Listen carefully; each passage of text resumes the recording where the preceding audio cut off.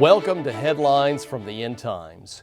In the days of the Old Testament prophets, God said to appoint a man to stand guard on the wall. The watchman would scan the horizon for signs of danger. When an enemy was spotted making advances on the city, the watchman would sound the alarm. Each day we see more and more signs that point to the soon return of the Lord Jesus Christ. Join us now as we seek to make sense of the nonsense and sound the alarm of the truth of Bible prophecy and current events. I'm James Collins reporting. Our first story is from Washington, D.C., where last month the Biden baby formula crisis worsened. The out-of-stock rate hit 70%, nearly double the rate from the previous month. Things are so bad, parents in California are now traveling to Tijuana, Mexico to purchase baby formula. And in Michigan, they're waiting in lines over a mile long to get baby formula for their children. As the baby formula shortage continues to worsen, baby formula makers and the head of the U.S. Food and Drug Administration continue to face bipartisan grilling on what led to the national crisis. Nobody seems to have a good answer. This is your country under the Pelosi-Biden regime. To help make up for the shortfall, the Biden administration has started flying in tens of thousands of pounds of baby formula from abroad in what it calls Operation Fly Formula. Think about that for a minute. Think about what that means. Americans are now like some third world country that is dependent on other countries for aid. Lord help us. In a related story, mysterious fires continue to destroy America's food processing plants. The latest fires are part of a trend that began earlier this year. On February 5th, a massive fire swept through Wisconsin River Meats, destroying part of the facility.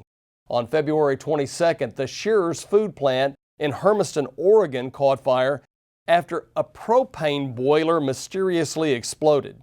On March 17th, a structure fire destroyed the Walmart Food Distribution Center in Plainfield, Indiana. On March 22nd, a fire that broke out at a Nestle Hot Pockets plant in Jonesboro, Arkansas, caused the facility to close. On March 25th, officials believe that it was a deep frying machine that caused the fire that destroyed a potato processing facility in Belfast, Maine. Then on April 13th, firefighters from several departments in Maine helped to battle a massive fire that destroyed a meat processor in Center Conway, New Hampshire. On April 14th, a plane crashed into an Idaho potato and food processing plant, killing the pilot. On April 22nd, in Covington, Georgia, firefighters responded to a plane crash at the General Mills food processing plant. Then on April 30th, a soybean processing tank caught fire at the Purdue Farms plant in Chesapeake, Virginia.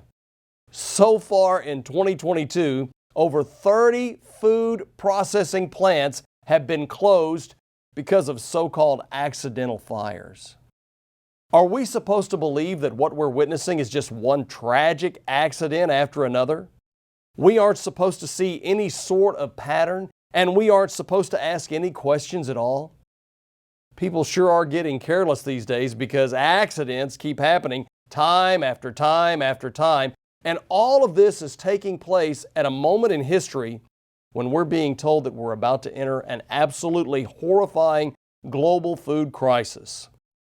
During recent testimony in front of the United Nations Security Council, the CEO of Grow Intelligence warned that the lowest grain inventory levels the world has ever seen are getting even lower.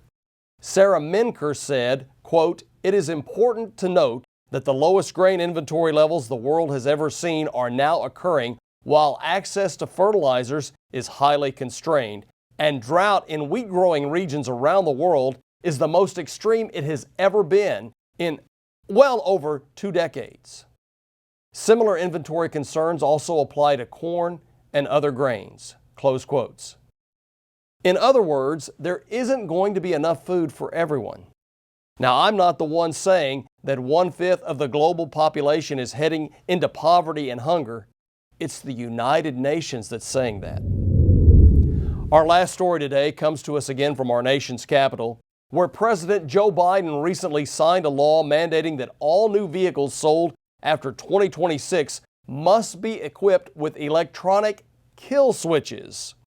These switches could conceivably be used by government officials or even hackers to seize control of one's car without permission and without oversight. Oddly enough, the law was essentially hidden inside of the Biden administration's LGBTQ-friendly $1.2 trillion infrastructure bill that was passed late last year. The kill switch law would potentially allow law enforcement to shut one's car off and remotely also to track the car's metrics, location, and even possibly passenger load. The mandate was included under the pretext of helping to cut down on drunk driving while also preventing high-speed chases from occurring. These kill switches are a privacy disaster in the making. And I should also add, this law is disturbingly short on details. What we do know is that the safety device must passively monitor the performance of a driver of a motor vehicle to accurately identify whether that driver may be impaired. Everything about this mandatory measure should set off red flares.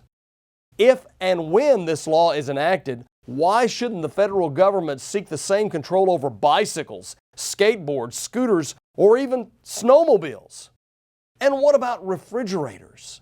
Should similar technology be mandated going forward that they won't allow us to get more than, say, 48 ounces of soda from the refrigerator in a 24-hour period? Should they only allow us to open refrigerators a certain number of times each day for each person residing in our household in order to prevent obesity? Where does this end? I think it ends in a society indistinguishable from those in dystopian novels such as 1984. I think it ends with Big Brother, the New World Order, and the rise of the Antichrist. Well, that will wrap up this edition of Headlines from the End Times. For everyone here at Prophecy in the News, this is James Collins leaving you with the words of the Apostle Paul, who said in Ephesians 5:15 and 16, "See then that ye walk circumspectly, not as fools, but as wise, redeeming the time, because the days are evil."